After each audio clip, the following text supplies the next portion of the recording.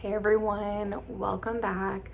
I'm Amanda Nova and I'm going to be talking today about what to expect from a Kundalini activation session, what it is and what it isn't, because there's a lot of videos out there and it sets expectations that maybe aren't necessarily what happens when you're doing it for the first time. I am a Kundalini facilitator, I am a shamanic healer, and I have also received a ton of activations. So as someone who has received activations and also facilitated activations, I really know what it is and what it's not. So if you're looking up Kundalini activation online, you might see people moving around. It sort of looks like a flopping fish sometimes. And other times it might look like somebody's having an orgasm. It can look kind of crazy. But when you experience Kundalini activation for the first time, it's usually not as intense if your Kundalini energy isn't awakened. So let's start with what the Kundalini energy is. So Kundalini is an energy that lays dormant at the base of our spine. So it's coiled up at the base of our spine. So it's an energy that lives within each and every one of us. So if you see people saying it's the devil, it's, Satan's work, not true. Everyone has Kundalini. So if you are religious or not religious or spiritual, whatever it is, it doesn't matter. You still have the Kundalini energy within you, inside of you. So it's coiled at the base of our spine.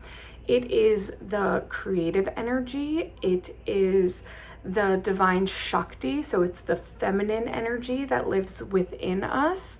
That doesn't mean that males don't have it or that they can't do it, right? But it's like this really beautiful, flowing, sensual energy. It also is a very high frequency vibration of energy. So the Kundalini energy, what it does is it raises up through the chakras, and as it raises up, it clears out whatever is in those chakras, blocks, anything that needs to go. There are 3 channels or nadis of the Kundalini energy. So they kind of go like this, like I just did. And then one goes down the center. So it's 1, 2, and then 3 down the center. The Kundalini energy also doesn't just rise, it rises and it comes back down. So you can actually activate it and receive energy in through the crown chakra that can work with the Kundalini energy as well. So some people have Kundalini energy that is already awakened, right? So maybe it's not laying dormant, maybe it's at one of the chakras, or maybe it's all the way up and down. It really depends on you, because the Kundalini energy can activate from any number of things. It's not just Kundalini activation that can activate it. It can become activated with breath work, meditation, yoga, Kundalini yoga. It can also be activated from things like sex. So your Kundalini might already be awakened when you go and get an activation. So depending on where your Kundalini is at and where your body is in terms of being open to receiving the energy, or letting the energy flow, we should say, will depend on what your experience is like. I always tell people before they come into a session that it's your Kundalini energy. So the way that it works in your body will be unique to you based on how your body receives energy and based on your Kundalini energy. So when I first started doing Kundalini activations or receiving them, I had primarily a psychological experience where I would, go into the cosmos in my mind's eye. Then I began to move. So I am one of those people that has a physical and psychological experience when I'm doing a Kundalini session. Most of the time people have a psychological or a mental journey prior to having the physical journey. The more sessions that you do, the more that Kundalini energy evolves and changes the way that you express it. So when you're seeing somebody that's flailing like a fish or having an orgasm on, on a mat, that is usually someone who has received several activations, someone who is extremely open to the Kundalini energy, someone who has it already flowing through their body. So if you go and do a session for the first time, you can't expect that to happen. The experience of the release of any blocks or the energy flowing through your body in a Kundalini activation for the first time should feel like light tingling. It feels like a yawn, it's a cough, it's a flick of the wrist, a flick of the foot, right? It's sometimes you feel a little bit of a little wiggle when you first start with the Kundalini energy. But sometimes you don't. Sometimes it's just a psychological experience. Sometimes I have people that see color. Some people see light. Some people get taken back to past experiences. And the Kundalini energy always gives you what you need, not necessarily what you want. I just had somebody recently do an activation and they got taken back to what they referred to as dark times in their life. But it is what they probably needed to clear, and maybe not what they wanted out of the session, but it's what they needed out of the session. So that is really how the Kundalini energy works. So what you can expect to feel will depend on the energy, how open your energy is, right? So it really depends on that. So it can feel like tingling, it can feel like you want to move. And again, it depends on how many times you do sessions. Sometimes it just feels like you are just so relaxed and just melting into the floor. And so if you come in thinking that you're going to have an experience where you're going to move all over the place and flail and, go crazy, and then you are just relaxing there on the floor, you're going to think that nothing happened.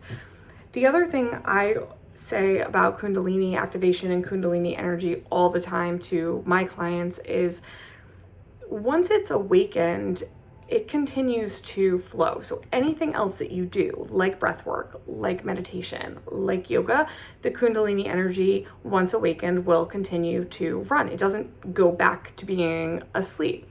So the more that you do to raise your vibration and raise your frequency, the more that the Kundalini energy will flow through you. Additionally, you can feel the effects of a Kundalini activation for days, to maybe like a week prior.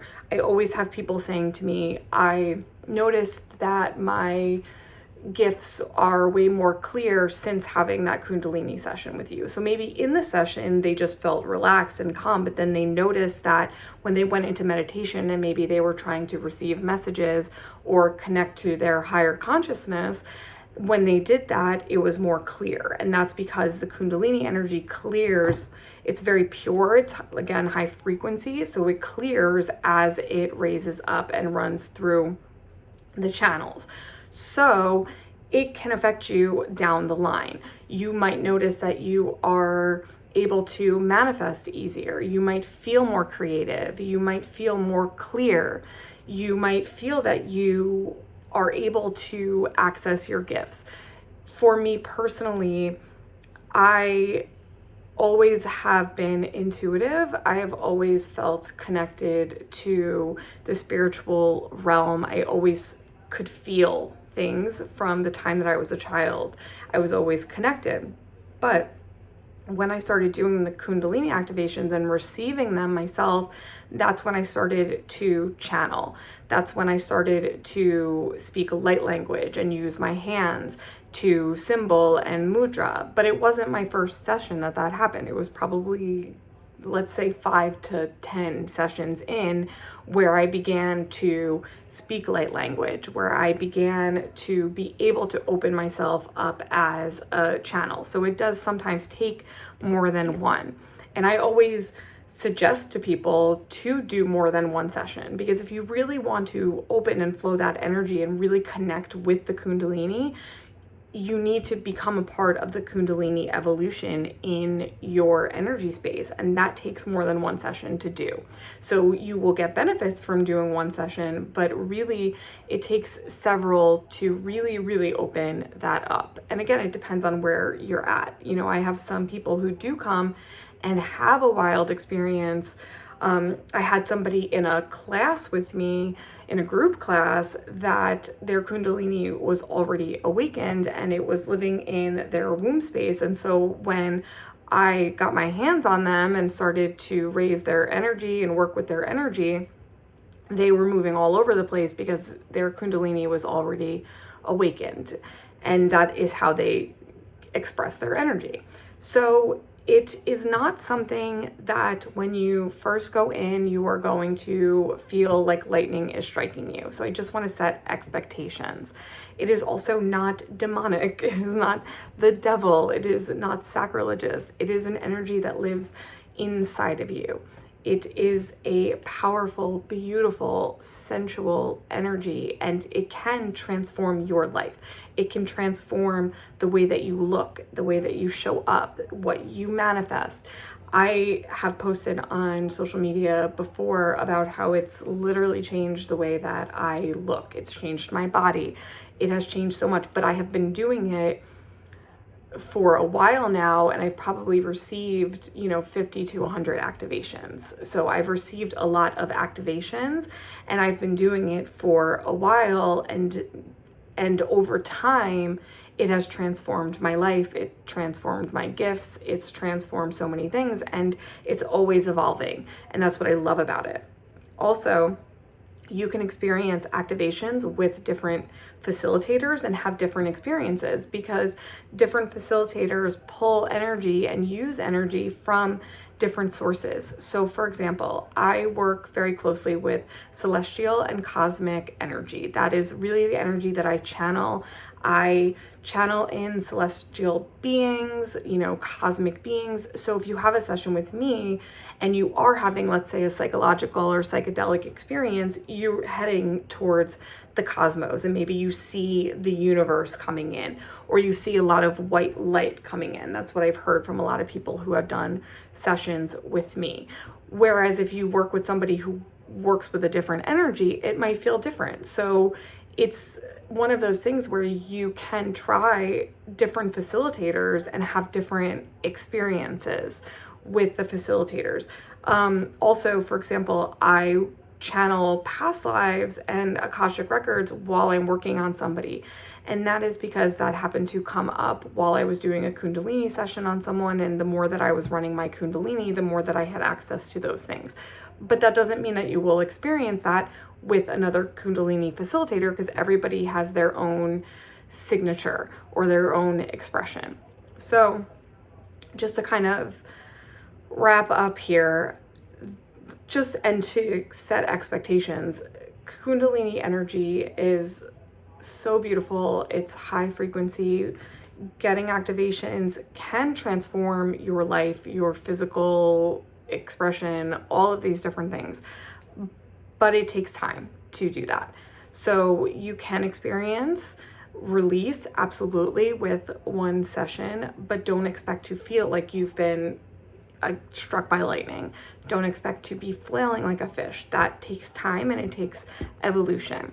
So if you have any questions regarding the Kundalini energy or the activation experience, feel free to leave them below, and remember to subscribe, like, comment, do all of the things, and I will continue to provide information on the Kundalini energy, on Kundalini activation, on shamanism, and all of these different things. So I hope you enjoyed this. I hope you found it informative, and I will see you again soon.